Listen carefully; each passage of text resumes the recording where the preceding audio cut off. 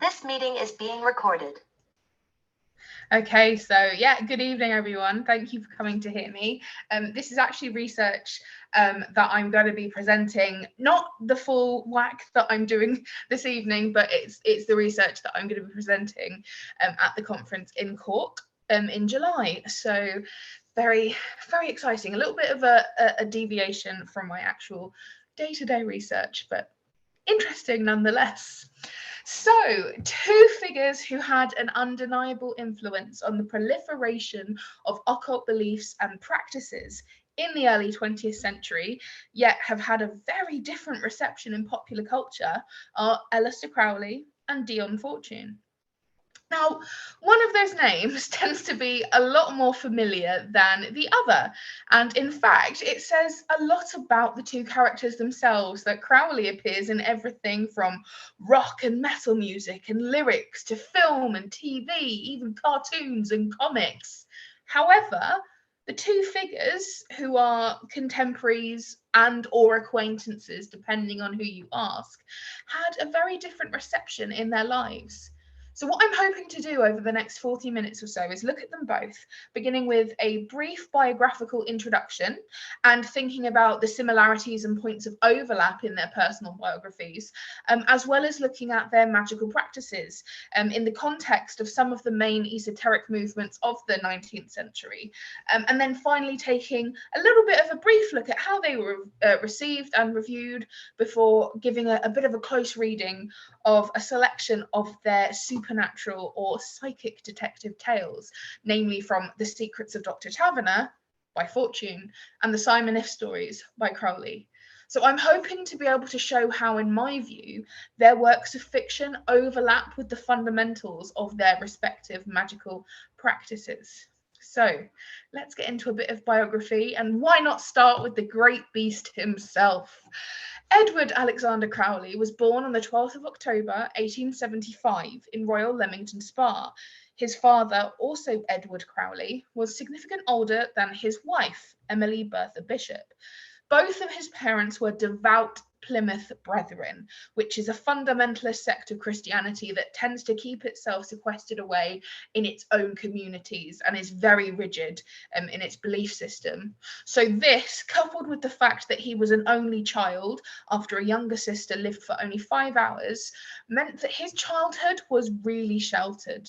In fact, the only book available for the young Crowley was the Bible, and he was able to read from this by the age of 4. In a biography of Crowley, Martin Booth has observed, his reading imbued him with a powerful awareness of the apocalypse, the road to salvation, through the teachings of the Plymouth Brethren, the terrible iniquities of sin, the horrors of eternal damnation, and the surety of death. And I think his early upbringing and his religious indoctrination from an early age kind of does tell us a little bit about his maybe darker viewpoint and focuses in his later life. None of this is very surprising, I don't think. As is usual for a upper middle class boy, the young Crowley was tutored at home until he was 8 years old, when he was then sent to a boarding school run by another Plymouth Brethren, and this was White Rock Boarding School in White Rock Gardens, Hastings. By 1885, he'd then been moved to a prep school in Cambridge, led by a former Anglican priest, turned Brethren Reverend, Henry Darcy Champney. This was a pivotal moment for the young boy because Champney was emotionally and physically abusive to Crowley. Also, his beloved father Edward died in March of 1887. This led to his mother moving in with Crowley's uncle Bishop, who was yet another psychologically abusive tormentor. His already acrimonious relationship with his mother was exacerbated with all of this, as she now became convinced that her son was the Antichrist and began to refer to Crowley as the Beast. This name would stick, and Crowley would begin to consider himself thus. Now set on opposing God, whom he considered his enemy, Crowley decided he wished to sin. As the beast, he reasoned the best spiritual sin he could commit was to worship the devil, and so he became a Satanist. Eventually, Crowley entered Trinity College, Cambridge. Whilst he did not actually end up completing his degree, it was here that he came to use the name Aleister Crowley. He also wrote and published his first book of poetry in 1898, the year he left university to devote himself to occult and esoteric study. This collection was titled Akeldama, A Place to Bury Strangers In, a philosophical poem by a gentleman of the University of Cambridge, which is very typical of his grandiose, verbose writing style. Now this, 1898, was the same year that Crowley joined the Hermetic Order of the Golden Dawn, which was the first order in the West of the Great White Brotherhood of Rosicrucians. Interestingly, a rival and contemporary of Crowley's in the London chapter was the poet William Butler Yeats, who would consider Crowley insane. Crowley took on the name Count Vladimir during his time with the Golden Dawn. Now, another important development in Crowley's personal and occult religion history would be after his first marriage to Rose Kelly in 1903. On their honeymoon in Egypt, Rose began to lapse into a trance-like state, claiming that the god Horus was trying to commune with Crowley through her. Whatever happened with them on that trip to Egypt, when they returned in April 1904, Crowley went into retreat for 3 whole days. And during this time, he wrote the Liber Legis, the Book of the Law, claiming that his guardian spirit, the devil Aiwas or Awas, had dictated it to him. This would be the groundwork of the religion he would found, named Thelema after the Greek word for will. The central teaching of Thelema, do what thou wilt, shall be the whole of the law, had been found in Gargantua and Pantagruel, a text by the French Francois Rabelais 300 years before this. Crowley built upon it and expanded it into his own system of magic. By 1907, Crowley had broken away from the Golden Dawn and founded his own order, Astron Argon, or the Silver Star. He was then approached by Theodore Russ, the leader of a German group of Freemasons called the Ordo Templi Orientis. Eventually, Crowley would restructure the OTO by breaking away from its Freemasonic roots, admitting women to its ranks, and basing it around his own teachings of Thelema. Crowley began to amass a reputation in the mind of the public as a deviant, denounced for his decadent lifestyle and followed by only a few devotees. In World War I, whilst living in the USA, Crowley would actually write for the pro-German newspaper The Fatherland, and he would further court controversy during World War II by claiming, before Hitler was, I am. Most controversially, the death of one of his followers at his Abbey of Thelema on Cefalù, Sicily, led to him being expelled from Italy and dubbed the wickedest man in the world by the British press. In 1929, he married his second wife, Maria Ferrari de Mirama, and published his last full-length novel, Moonchild. But by 1939, however, his heavy drug addiction, frivolous spending, and hedonistic lifestyle had left him bankrupt and in debt. On December 1st, 1947, Crowley died in a rooming house in Hastings, addicted to morphine and penniless. Yet his influence on pop culture and his infamy would only grow in the decades after his death, with Crowley appearing everywhere from the cover of the Sgt. Pepper Lonely Hearts Club Band album, I have handily circled him there for you to see, to songs by Ozzy Osbourne and Led Zeppelin, and album art especially by Austin Osman Spare. So, from someone who is apparently eponymous with magic and mystery and black magic and all those kinds of things, comes a figure that's has a much more obscure presence, in popular history, which is Dion Fortune. And Dion Fortune has just an important influence on British and American occultism as Crowley. Born in Bryn Ilbert, Llandudno on December 6th, 1890, Violet Mary Firth was the daughter of Arthur and Sarah Jane, and at the age of 4 years old, Violet claimed to have had visions of the lost city of Atlantis. By 1901, the family moved to Surrey, followed quickly by a move in 1903 to Weston-super-Mare in Somerset. She had a comfortable upper-middle-class upbringing and had childhood poetry published in the Girls' Room magazine in 1906, which incidentally was the same year that her parents converted to another fundamentalist sect of Christianity, which was Christian Science.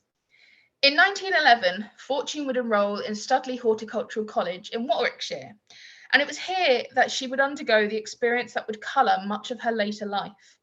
The warden, Dr. Lilias Hamilton, was allegedly the perpetrator of a psychic attack on Fortune that left her physically sick and led to her return home in April of 1913.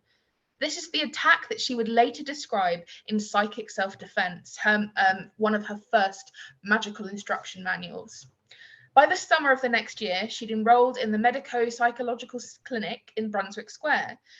And here she attended her first lecture at the Theosophical Society, but it wouldn't actually be until 1919 that she was formally initiated into any esoteric order. However, something really important here happened when in 1917 she enrolled in the Women's Land Army near Bishop Stortford and met one Theodore Moriarty, a person who would be a hugely influential figure in her life and, incidentally, the eventual inspiration for the character of Dr. Taverner himself. Her initiation into the Alpha and Omega Temple of the Stella Matutina, which was another chapter of the Hermetic Order of the Golden Dawn, came in 1919.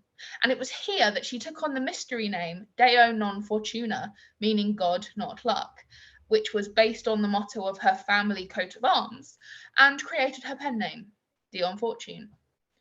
Moriarty would continue to be an influential figure for Fortune in a number of ways. His lectures on Atlantis, Gnostic Christianity, reincarnation, and psychic disturbances resulting in physical illness were instrumental in the foundation of her own system of beliefs. Moreover, in 1922, Fortune founded the Christian Mystic Lodge of the Theosophical Society after agreeing with Moriarty that the Gospels were to be seen as allegories. Christ was an important figure for Fortune's occult beliefs. She maintained that her spirit guardian was the Master Jesus himself. In the same year, the Fraternity of the Inner Light was founded after Fortune met Charles Thomas Loveday, with whom she would also go on to write the esoteric philosophy of love and marriage after psychically dictating it to him. This book outlined many of Fortune's beliefs, especially the idea that human sexuality could be a mystical as well as a physical union, and that sexual acts could be used to generate otherworldly energies. However, Fortune vehemently opposed drug use, homosexuality, promiscuity in general, and premarital or extramarital sex. She herself was not actually married until April the 7th, 1927, when she would marry Dr. Thomas Percy Evans. When Moriarty died in August of 1923, Fortune asked his followers to accept her as the leader of their group. The next year, she'd establish her base at Queensborough Terrace in London, as well as acquiring a plot of land at the foot of Glastonbury Tor. Glastonbury was a place of special significance for Fortune, who would actually base much of her non-fiction essay writing between 1927 and 1940 on the legends of King Arthur and the Round Table. She would continue to publish many works between the year of 1925 until her death. It was actually during the 1920s that she was expelled from the Alpha et Omega Temple and would resign from the Theosophical Society, instead deciding to devote herself to her fraternity of the Inner Light. This was mainly due to conflicts with Moira Mathers, widow of the Golden Dawn's founder, S.L. MacGregor Mathers, who worried that Fortune was out to publicise the secret teachings of the Golden Dawn through her writing. Her husband, Henry Evans, would leave her for Spain in 1938, but they wouldn't actually divorce until July 1945. Now, in 1942, there is some evidence that she engaged in some conversation or at least correspondence with Aleister Crowley. However, critics disagree on the exact nature or extent of this conversation. She certainly is on record as commenting on his written works, arguing the lexis in his esoteric manuals is deliberately obscure and elusive. Fortune would die on January the 6th, 1946, at the age of 55, not long after being diagnosed with leukemia. 2 further works would be published posthumously. Members of her lodge were concerned, actually, that potential celebrity would overpower the legacy of her teachings, so discouraged any biographers, and it is claimed actually went so far as to destroy many of Fortune's diaries and journals.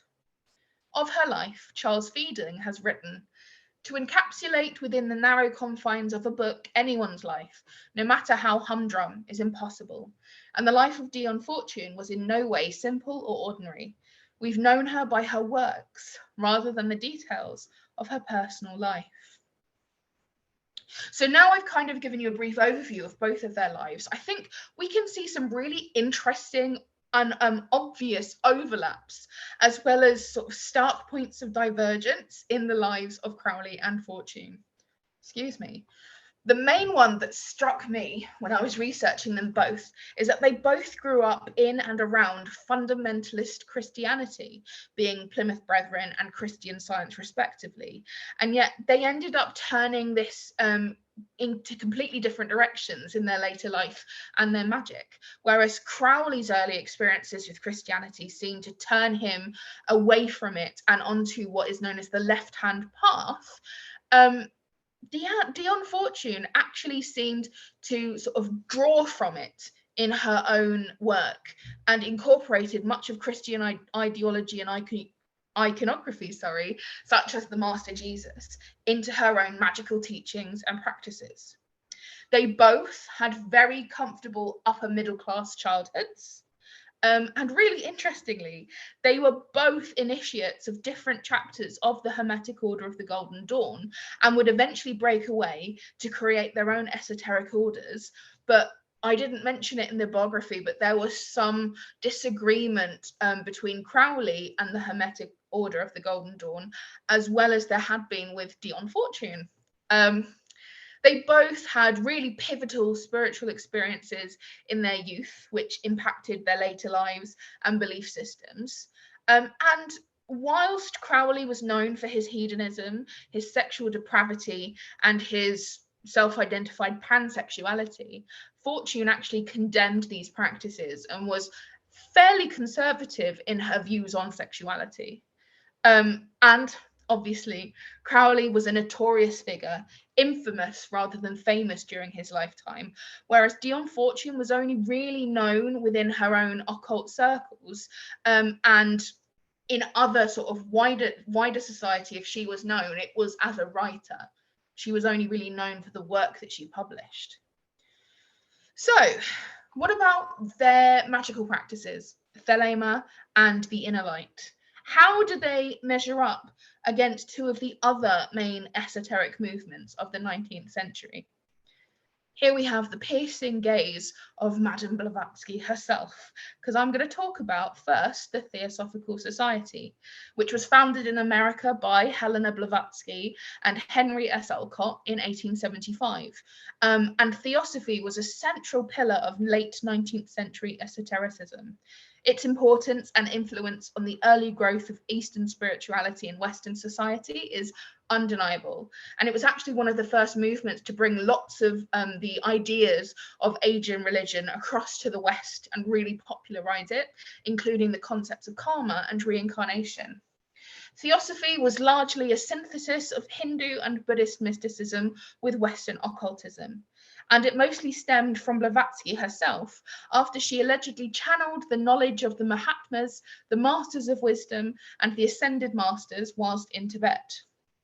Blavatsky and Occult actually met the year before the Theosophical Society was founded, whilst they were investigating spiritualism.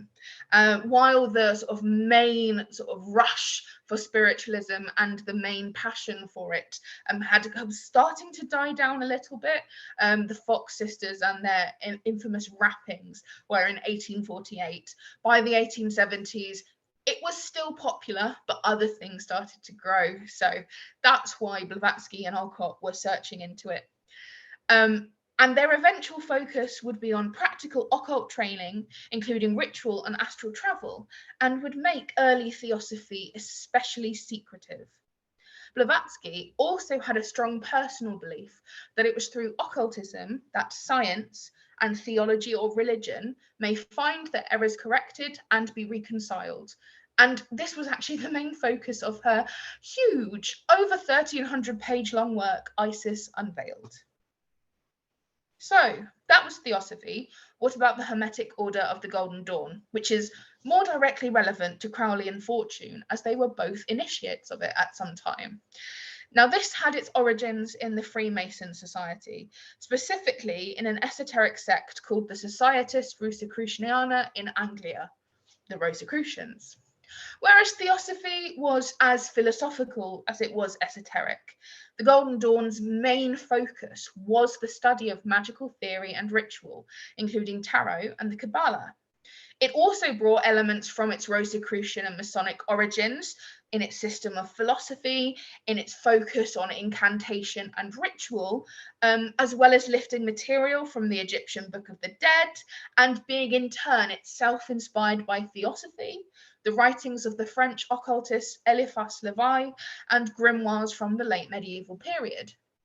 Founder S.L. MacGregor Mathers, like Blavatsky before him, and in turn Crowley after him, claimed to also receive further teachings from entities of the astral plane known as the secret chiefs. All of these things were brought together into the three main magical systems of the Golden Dawn: the Key of Solomon, which will become very relevant to Crowley, Albramelin, and Enochian. And those three magical systems are far too complex for me to even try to summarize in the space of this 40-minute talk. So I'm unfortunately not going to try, but they are a bit crazy if you want to have a look at to get your head around them. So let's think about Thelema and the inner light now. As I've said before, Crowley's system of Thelema was based on acts of magic, which is importantly spelt with a K for Crowley, and based around his central teaching of do what thou wilt. Oh, I did this again. There have been many different interpretations of this teaching over the years, some merely claiming it to be an expression of Crowley's belief in hedonism and deviance, yet the idea of will is important. For Crowley, will and magic were one and the same. He saw will as the ability to control the actions of others or to create a change in one's own surroundings and circumstances through psychic power. Whilst it's true that Crowley would write many books on magical practice, such as Magic in Theory and Practice and The Lesser Key of Solomon, both of which contain sigils and invocations, it is his The Book of the Law and its central teaching that would become the core of Thelema. Another important contribution made by Crowley on occultism in general is the Book of Thoth and the Thoth Tarot, which was designed in collaboration with artist Frieda Harris and published in 1944. The Thoth Tarot took the traditional Rider-Waite tarot deck, changed some of the imagery and the major arcana cards, as well as rearranging some of the astrological and Hebrew correspondence. I do actually own the Thoth Tarot because I do read tarot, and it's just different enough to make it quite difficult to master. I'm still learning it, but it is beautiful imagery. Fortune's system and teachings, however, as with her life, are more obscure and not so well known. She claimed to be both a magician and a medium, and was a heavily active practitioner of both. In a somewhat beatifical biography, which should be taken with a grain of salt, Alan Richardson writes, "It was a notorious contemporary, Aleister Crowley, who gained all the publicity for his magic, as well as the affection that notoriety can inspire, at the safe remove of a generation or so. And although they shared many of the same impulses and worked in similar areas of the psyche, it was Crowley who became known to millions, while the shade of Dion Fortune sank into relative obscurity, a state of affairs with which she would have been entirely happy." Further calling her womanhood's answer to Aleister Crowley, Richardson describes Fortune's idea of magic as being, by her own definition, and we can see this here, the art of causing changes to occur in consciousness. For Fortune, magic was a much more psychical phenomenon, less about physical changes and more about the and subconscious. However, she did still practice ritual magic and borrowed ideas from sources as diverse as Kabbalah and Celtic spirituality. Her Fraternity of the Inner Light was founded as a mystery school within the Western esoteric tradition and mainly intended to bridge the gap between Christian and pagan doctrine.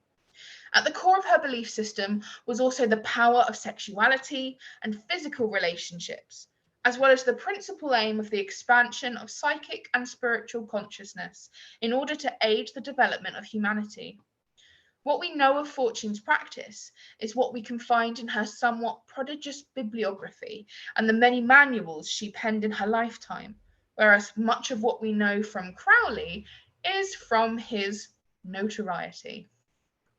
So we're going to move now onto their fiction works. So here we have The Secrets of Dr. Taverner, which is a collection of interconnected short stories by Dion Fortune, and this collection of the Simon If stories and other works, which is again a collection of two of his the two, I should say, main volumes of the Simon If stories.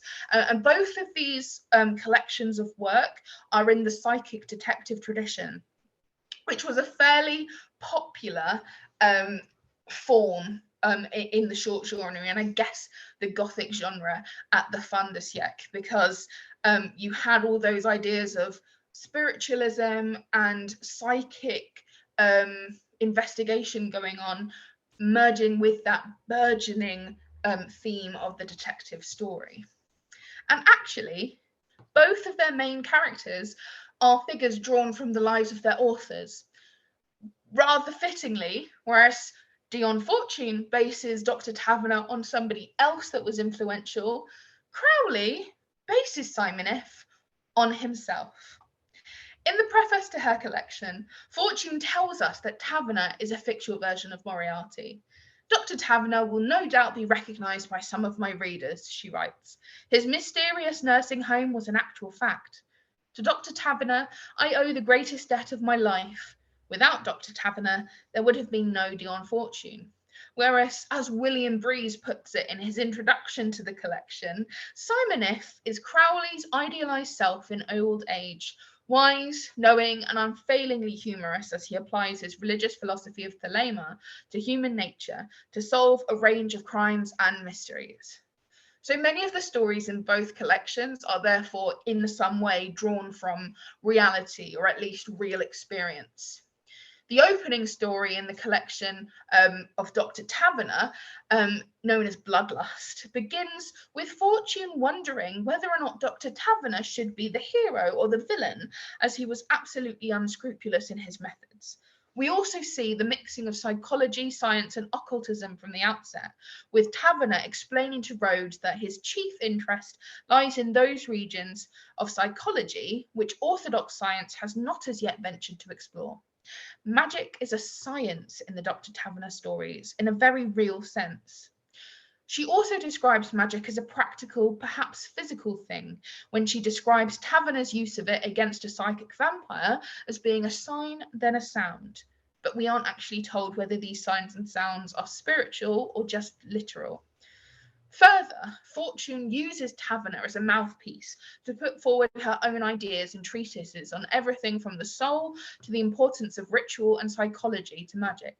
In Bloodlust, when explaining the existence of the psychic vampire, Taverner explains the difference between our apparently two physical bodies.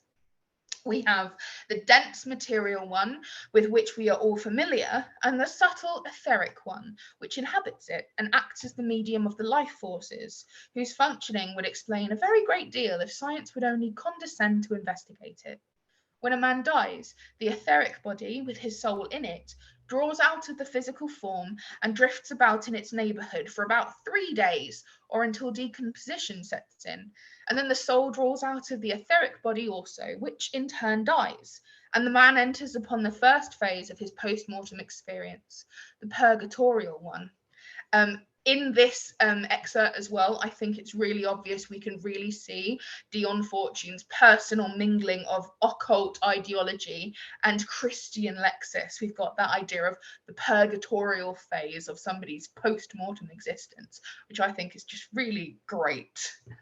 Another of the Dr. Taverner tales is The Return of the Ritual, which gives us a real insight into Fortune's experience and views on, as can be expected from the title, ritual magic.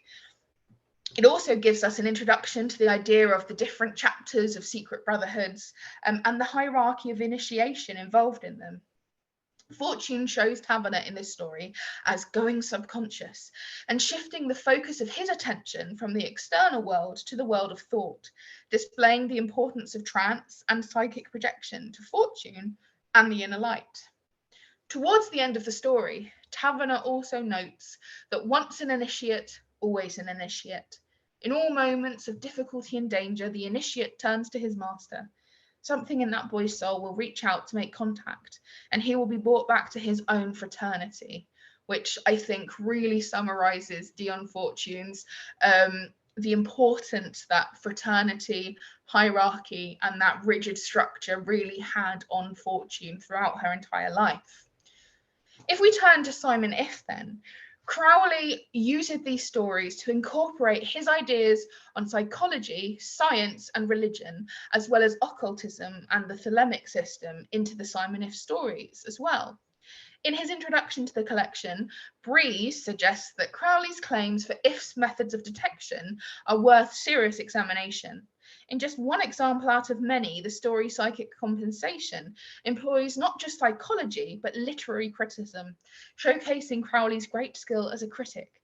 Criticism, perhaps the most fickle and forgetful branch of literary endeavour, but in his day, Crowley carried considerable weight as a critic. Simon If himself is a caricature of Crowley, as previously said. And when we're introduced to If for the first time in the story The Big Game, we are told how. In the lounge of the club was only one little old man who was known as a mathematician of great eminence, with a touch of the crank. He had recently finished a pamphlet to prove that the ancients had some knowledge of fourth dimensional mathematics, that their statement of such problems as the duplication of the cube implied an apprehension of some medium in which incommensurables became tractable. He was especially strong on Euclid's parallel postulate, which has not only been unproved, but proved unprovable. He was also a deep student of Freemasonry, whose arcana furnished him with further arguments on the same thesis. And again, in this excerpt, I think it's a really good sort of summary of Crowley's tongue-in-cheek humour here, that Simon If was a touch of a crank, but also his viewpoint that magic was just as important as science, because Simon If, as well as being, you know, a Freemason and somebody that cares about arcana and all these crazy things, is also a mathematician. So I like that juxtaposition within this excerpt here. And that irreverent sense of humour and tongue-in-cheekness is also evident in lots of the rest of the Simon If stories, with references to his magical practices and less than savoury habits being almost too on the nose.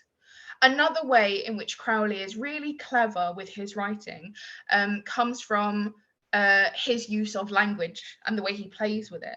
The Big Game, for example, plays with semantics in its very title.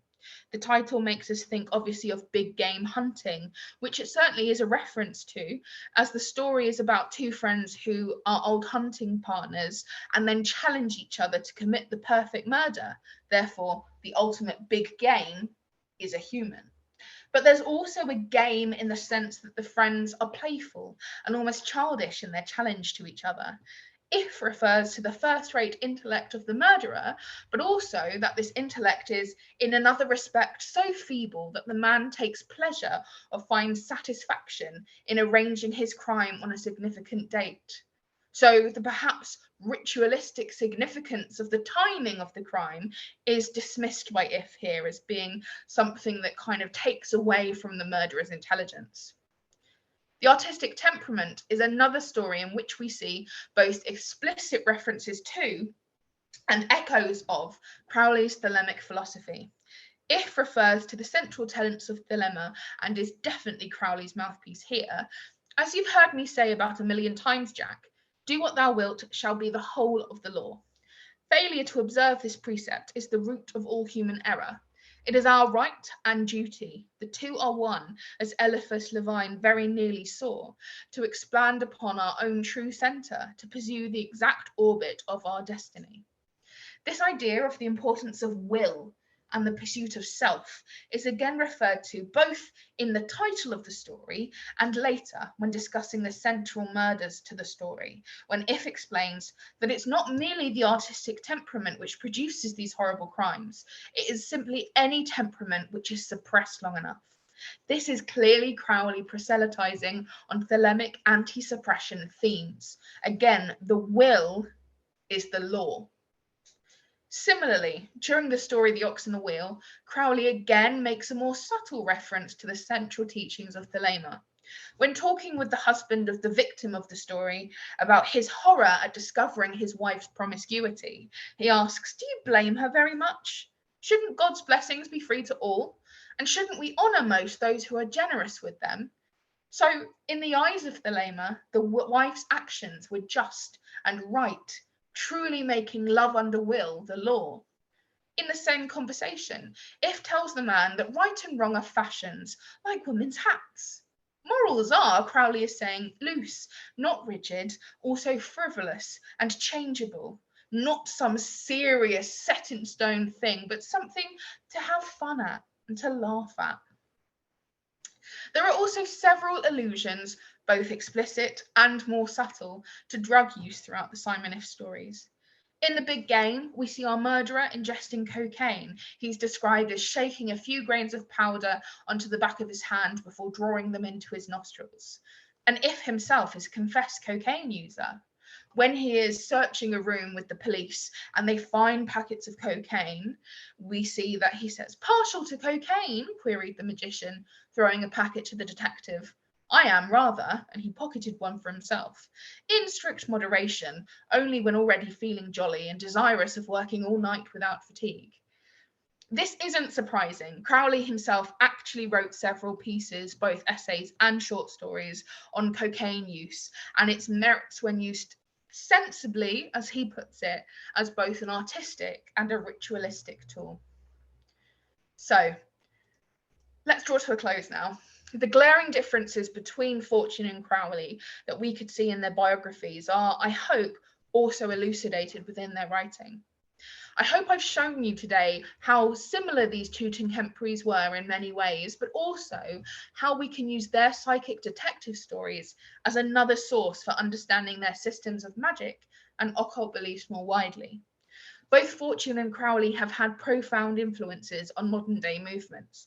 Crowley, in fact, personally initiated Gerald Gardner into the Ordo Templi Orientis, who would in turn take facets of thelemic ritual and rites with him when founding what would become modern day Wicca. And Fortune popularized and developed much of the ideas of goddess worship that would also become so central to modern occult practices. Their fiction writing now also deserves another glance, and given the credit that they both do deserve. Thank you.